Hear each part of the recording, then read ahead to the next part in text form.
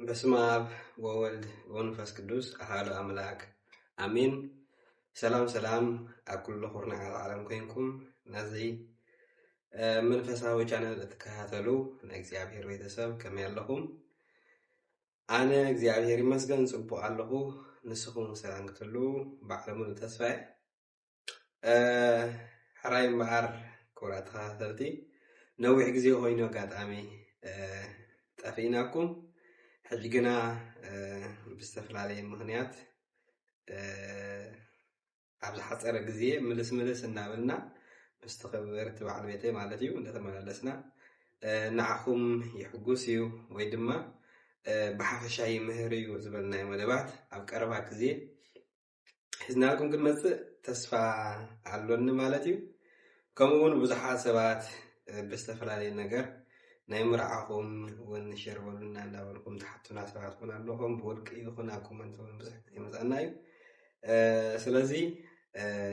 ድሕሪ ትንሳኤታት ዘሎ ኢና ኩነታት ከም ኩነታቱ ንገብር ኢና። ንሕጂ ግና ሕፅር ዝበለት መልእኽቲ ሒዘ መፅእ ዘለኹ ማለት እዩ። ንሱ ኸ እንታይ እዩ? ቀዲምና መጀመርያ ጾም ከመይ ኣሎ ንምባል እዩ። ጾም ማለት ንግዚኡ ወይ ድማ ንዝተወሰነ ግዜ ካብ ዝተፈላለየ ነገር ወይ ድማ ካብቲ ትፈትዎ ነገራት ምኽልካል ካብ እኽልን መግብን ጥራይ ዘይኮነ ካብ ኩሉ ዓይነት ነገራት ምኽልካል ማለት እዩ። ስለዚ ጾም ኣርባዓ ድማ ኣዝዩ ዓብዪ ካብቶም ዓበይቲ ኣጽዋማት ተባሂሎም ዝጽውዑ ወይ ጾመ እግዚእነ ንብሎ ጾም ኣርባዓ ንብሎ ዓብዪ ጾም ንብሎ ብዝተፈላለዩ ነገራት ንጽውዖ ጾም እዩ ማለት እዩ። እዚ ድማ ጎይታናን መድሓኒትናን ኢየሱስ ክርስቶስ ባዕሉ ዝጾሞ ጾም እዩ። እሱ ከዓ ወንጌል ማቴዎስ ምዕራፍ 4 እውን ክንሪኦ ንኽእል ኢና ማለት እዩ። ድሕሪ ጥምቀት ጎይታ ብኡ ንብኡ ናብ ገዳም ቆሮንጦስ ከም ዝኸደ ኣብኡ ድማ 40 መዓልትን 40 ለይትን ከም ዝጾመ ንርኢ ማለት እዩ። ስለዚ ኣብዚ ጾም እዚ ንሕና ካብ ኩሉ ንፈትዎ ነገራት ተኸልኪልና ንእግዚአብሔር ኣምላኽ ዝበቅዕ ንእግዚአብሔር ዝኸውን ምሕደሪ ናይ ኣምላኽ ኮይንና እቲ ህያው ዝኾነ ቤተ መቕደስ ሰብነትና ንእግዚአብሔር ኣምላኽ ዝምችእ መንፈሳውነትና ኣሕይልና ስጋና እንዳትከምና መንፈስና ከዓነ እንዕብየሉ ክኸውን ይግባእ ማለት እዩ።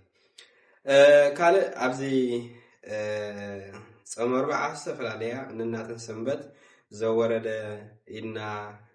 ጀሚርና ብድሕሪኡ ቅድስት ብድሕሪኡ ከዓ ማለት ሰንበት ከዓ ምኩራብ ኢልና ኣለና ማለት እዩ። ዝመፅእ ከዓ ደብረ ዘይት ማለት እዩ። ፍርቂ ጾም ኣርባዓ ማለት እዩ። ነዚ ድማ ሕፅር ዝበለ ነዚ ነገር ወይ ድማ ነዚ ስያመ ሰየመ ቅዱስ ያሬድ እዩ። ኣብ 5ይ ክፍለ ዘመን ከም ዝነበረ ዝንገረሉ ናይ ምድሪ ኣጋዚት ኮኸብ ወይ ድማ ካብቶም ፍሉያት ኣቦታት ናይ እግዚአብሔር ናይ መላእክቲ ዜማ ናብ ምድሪ ዘምፅአ ቅዱስ ኣቦይ ማለት እዩ። ሕጂ እንታይ ንኽብል ኢለ እዚአን ጠቕሰን ዘለኹ ንሕና ኣብዚ ጾም ኣርባዓ ወይ ድማ ኣብዘን ጾማት እዚኣተን ኣብዚ ጾም ኣርባዓ ብሓፈሻ ኣብዘን ሰናብቲ ብዙሕ ንምሃሮ ትምህርትታት ኣሎ እዩ። ዘወረደ ንሱ እግዚአብሔር ከምቲ ኣብ ወንጌል ዮሃንስ ተጠቂስና ዘሎ እቲ ካብ ሰማይ ዝወረደ ተዘይኮይኑ ናብ ሰማይ ዝዓረገ ወላ ሓደ እኳ የልቦን ዝብል ህያው ቃል ማለት እዩ። ንሱ ወንጌል ዝንበብ ኣብቲ ኣብ ግዜ ቅዳሴ ማለት እዩ። እዚ ከዓ እንታይ ማለት እዩ? ጎይታናን መድሓኒትናን ኢየሱስ ክርስቶስ ንዓና ንምድሓን ካብ ሰማያት ሰማያት ከም ዝወረደ ዘረድእ ወይ ድማ ነዚ እንዳሓሰብና እንጾሞ ነዚ እንዳሓሰብና ፍቕሪ ኣምላኽ ማዕርኽ እንደይ ሓያል ምዃኑ ኣብ ደቂ ሰባት ዘለዎ ሓልዮት ማዕርኽ እንደይ እዩ ኣኽብሮት ኣብ ደቂ ሰባት ዘለዎ ፍቕሪ ደቂ ሰባት ዘለዎ ማዕርኽ እንደይ ዓብይ ምዃኑ ንርዳእ እዩ። ስለዚ ከዓ ዮሃንስ ኣፈወርቅ ቅዳሴ እንታይ ኢልዎ ኣሎ? ንእግዚአብሔር ወልድ ካብ ሰማያት ካብ መንበሩ ፍቕሪ ሰሓቦ ወኣብፅሖ እስከ ሞት ይብል ክሳብ ሞት ድማ ኣብፅሖ ይብል ማለት እዩ። ስለዚ ፍቕሪ ኣምላኽ ማዕርኽ ዝሓያል እዩ ክሳብ ሞት ዘብፅሕ ማለት እዩ። ፍቕሪ እግዚአብሔር እንደቁ ዘለዎ ፍቅር ማለት እዩ ስለዚህ እዚ ፍቅር እዚ ንሕና ከዓ ልክዕ ነዚ ፍቅር እዚ እናሓሰብና እግዚአብሔር ኣብ ልዕሊና ዘለዎ ፍቅሪ ኣዝዩ ዓቢ ኣዝዩ ዕዙዝ ክሳብ ሞት እንተደኣ ኮይኑ ንሕና ድማ ነዚ ፍቅሪ እዚ እናዘከርና ንሕና ንእግዚአብሔር ዘለና ፍቅሪ እንገልጸሉ እዩ ማለት እዩ ዘወረደ ክንብል ከለና ክርስቶስ ካብ ሰማይ ዘወረዶ ፍቅሪ እዩ ነዚ እንዳሓሰብና ድማ ንሕና ንክርስቶስ እንዝክረሉ እዩ ማለት እዩ بدحرو قصيلو قدس يزمز قدس خا وانجيل ماتيوس معرف 6 زلو هياو قال بزعواتن سلسته بزعوات كما يغير كان مصلاي زبل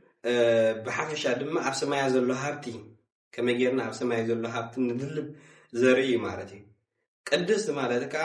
قداس حزبنا يغزقال زواص خوينو استقدس زتفريه زتبارخه زتفريه زبل ترغم كالو مالتي إذا قابزا سومن زي أخاني نحنا كاب كلهم حاتيات رحيقنا اتي آوانا عملا خاب لبنا نتا هياو سبنتنا نزا قدس سبنتنا اغزيابيهر رخصتن عبرن بزيبلو بموت بدمو قديسو أخبيرو نزهابنا سبنت نحنا دما بيت مقدس هياو املاح نغبرلو بصوم بصلوت بسجدان بحفشاو منفساو نغرات نغبرنا نهيوتنا نقدسلو ندي بيت مقدس هياو املاح نتنا املاح محضر دما محضري كال فتوتات زيكون محضر فقر املاح محضري معرف اغزيابير معرفي قال املاح معرفنا يزل العالم معرفي سقون دمن كنغور يقبع مالتي سقون دمن معرفي قبل كله سقان دمن ناكرسوس وسيدنا عوشتنا آتيو ناتي نخل هيوتنا نحاتياتنا عصريو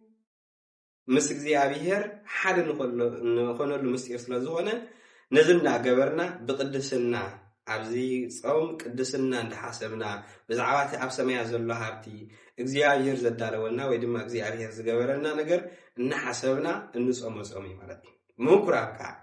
ሳልሳይ ሰንበት ማለት ሰንበት ነበርካ ምኩራቢ ማለት ነው እስመ ቅንዓተ ቤትከ በላዕኒ ዝብል ናይ ልብ አምላክ ዳዊት ጽሑፍ ወይ ድማ መዝሙር አለ ወንጌል ዮሐንስ ካ ምዕራፍ 2 አለ ማለት ነው ቅንዓት ቤትከ በላዕኒ ዝብል ጽሑፍ ዘከሩ ዝብል ካ ንሪ ናብቲ ወንጌል ዮሐንስ ማለት ነው ዝኻኒ ጎይታና መድኃኒና ኢየሱስ ክርስቶስ ነቶም አቤተ መቅደስ ዝሸጡን ዝሻየጡን ዝነበሩ ዝልውጡን ዝነበሩ ሰባት ከቤተ መቅደስ ሓግሒጉ ማለት ብጭጉራፍ አልዒሉ ታየሩ ከቤተ መቅደስ ከምሰጎጎም ንሪ ስለዚህ ንሕና ኻኒ ስለምንታይ ቤተ አቦይሲ ቤት ጸሎት እንበር ቤት በዓት ጉሐላሉ አይኮነን ይዝብል ስለዚህ ኮም እንዳበለ ካብት ቤተ መቅደስ ዘውጾም نحنا دما قدوس يارين نزا سنبت زيا از ነገር ዝንደ ሐሰብና ነቲ አውሽጥ ልብና ሰፊኑ ዘሎ ኃጢያት ክፍአት ንዑ ካውሽጥ ልብና ሓግሒግና ብጭጉራ ፍቅረ አምላኽ ጌርና በትና አምላኽ መሳርሒ ወይ ድማ በጽዋር አምላኽ ጌርና ንውሽጥ ሰብነትና ንሁሉ አካላትና ታንገብሮ ይግባ ማለት እዩ እንዳ ገረፍና ማለት እንዳ ገረፍና ከለኹ ቀጥቂጥና ገለ ዘይኮነሲ بدي ناي እግዚአብሔር አጽዋር በትዕግስቲ በሐልዮት በፍቅሪ በሐበሻ ተፈረ መንፈስ ቅዱስ በሐል ሐዋርያ ቅዱስ ጳውሎስ አገላትያ ምዕራፍ 5 ጠቂስዎ ዘሎ ሰናይ ነገር ዘበለ በሙሉ ቡጌርና ንሰብነትና ታይ ምግባር ማለት እዩ ንህይወትና ምምእዛን ወይ ንናብራና ምምእዛን ማለት እዩ ቡኡ በትጭጉራፍ ጌርና ድማ ነታ ኃጢያት ታይ ምግባር ማለት ምቅታል ማለት እዩ ሙጻ ማለት ንኃጢያት ንዒካ ሙጻ ማለት ካብ ካራን ሃዲንካ ካብ ካራን ሙጻ ማለት ካብ ባቢሎን ሙጻ ማለት ካብ ክፋአት ናይ ርክሰት ካብ ወፂኻ ብቅድስና ክንነብረሉ እቲ ቤተ መቅደስ አምላኽ ድማ ቤት ጎሐላሉ ዘይኮነ ቤት ክፋአት ዘይኮነስ ቤት ፍቅሪ ቤት ሓልዮት ቤት ትዕግስቲ ቤት ያኽለን ምባል ቤት ጸሎት ቤት ንጽህና ክንገብሮ ይግባአና ማለት እዩ ስለዚህ ቅዱስ ያሬድ በከም ዝናበለ እዩ ዝነገረና ማለት እዩ ስለዚህ በአር ወግናት እግዚአብሔር እዚ ጾም እዚ እንዳሓሰብና ብሓፈሻ ደብረ ዘይት ኣሎ ብቐጻሊ ቀሲና ንመጻኩም ኢና ብሓፈሻ ግን ሰላም ክብኢለ ስለ ዝመጻኹም ጾም ከመይ ይኸደልና ኣሎ እዚ ጾም እዚ ድማ ናይ ብሓቂ ትርእይዎ ኣለኹም ኩነታት ምዝ ናይ ኩናት ዩክሬን ቅረታ ናይ ኢራን ናይ እስራኤል ናይ ኣሜሪካ ተደማሚሩ ቅድሚ ሕጂ እውን ኩናት ነይሩ ሕጂ ከዓ ብዝኸፍ መልክዑ ይመጽእ ኣሎ ስለዚ እምበኣር እዚ ጾም እዚ ቅዱስ ጾም እዩ እግዚአብሔር ብሓቂ ብልብን ብንጽህና እንተዳ ጾምናዮ ድማ እግዚአብሔር ሰማዒሞ ይሰምዕ እዩ ስለዚ ንህዝቡ ድማ ሓራ ከውፃናይ ካብቲ ናይ ክፍኣት ካብቲ ናይ ባርነት ካብቲ ዋጭዋጭ ሆይታ ዘሎ ናይ ዓለም ነገራት ካብቲ ኹይናት ካብኡ እንታይ ክገብረና ኸል እግዚአብሔር ከውፃና ከልቅቐና ይኽእል እሞ እግዚአብሔር ይካለ እስማ አልቦ ዘይሳነው ለእግዚአብሔር ንእግዚአብሔር በጡብ ልቢ በትሕትና በፍቕሪ ዓቂንማ አምላኽ ክንርከብ ቅዱስ ጾም ክንጸውም እግዚአብሔር ይጽዋዕና ኣሎ እሞ ነዚ እንዳሓሰብና ክንጾሞ እግዚአብሔር ይርዳእና ስለዚ ክቡራት ተኸታተልቲ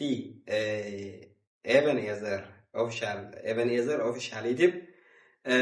ኣብዚ ነገር እዚ እንዳሓሰብና ክንጸውም ክንህሉ ተስፋ እንዳገበርኩ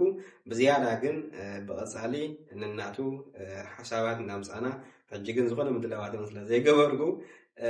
ሰላም ክብለ ናፊቆኩም መጽሞኒ ክቡራት ተኸታተልትና ኩሉ ግዜ ኣብ እንገብሮ ኩሉ ክድግፉና ሞራል ክትቡና እናተላበኹ ነዛ ቻነል ንምዕባይኩም ድማ ኩልኹም ኢደይትኩም ክትብሉ ተስፋ ይገብር ማለት እዩ ካልእ ኣብ ዝሓለፈ ሓደ ዓብይ ቻሌንጅ ጌርና ነርና ብዛዕባ ናይ በገና ጌርካ ምዕዋት ማለት እዩ ስለዚ ኣብ ቀጻሊ ከዓ ብኻልእ ነገር ፍልይ ዝበለ ነገር ጌርና ክሳብ ንመጻኩም ብዝያዳ ብዙሕ መደብ ኣለና ሰዓቡና ይኹም ንስኹም ምርኣይ ትሕምቁ ሸራይ ትሕምቁ ላይክ ኣይትሕምቁ ኮመንት ኣይትሕምቁ ጥራይ እምበር ኣና ሃኒ ንዓኹም ይሕጎስ ንዓኹም እውን ይምህር እዩ ወይ ድማ ብሓፈሻ ንሕብረተሰብ ክጠቅም ይኽእል እዩ እንብሎ ነገር እውን ሒዝና ክንመጽእ ኢና ማለት እዩ ከምዚ መንፈሳዊ ተዛዘዲና ብሓፈሻ ናይ ምስ በዓልቲ ቤተይ ከዓ ሓደ ግዜ ንህይወት ብሓፈሻ ንናብራ ማሕበራዊ ህይወት ከመይ ኣሎ እናበልና ከዓ ክንመጽእ ኢና ስለዚ ምሳና ጽንሕኩም ክሳብ ዝመጽእ ድማ ብሰላም ይቕንየልና እግዚአብሔር ብሩኽ ጾም ይግበረና ነዚ ወሪዱ ዘሎ ኩናት ድማ እግዚአብሔር ይሄዳልና እሞ ልቢ መኳንእ ሰበ ስልጣን ልቢ መራሕቲ ድማ የርሃርህ እግዚአብሔር ምክንያቱ ትዝጠፍእ እቲ ድኻ ህዝቢ እምበር ንስም ኣብ ዓራቶም ኮይኖም ኣብ ጽቡቕ ናብራ ኮይኖም እዮም ወላ እውን ጽባሕ ንግሆ እቲ ሞት ኣይረኽቦምን ይሃድሙ እዮም ንስሙን ማለት ስለዚ እቲ ሞት ዝሞት ህዝቢ እሞ ወገናት እግዚአብሔር ንህዝቡ እዩ ሰላም ኣውጀልና ምሕረት ይደዓኸልና ስለዚ እዚ እንዳሓሰብና ኩልና ብጸሎት ናብ ኣምላኽ ጥቡቕ ልቢ ናብ ኣምላኽ ንቀርብካ እግዚአብሔር ዳና ብዝተረፈ ክሳብ ቀጻሊ ንረኸብ ሰላም ቀንዩ ብሮክነ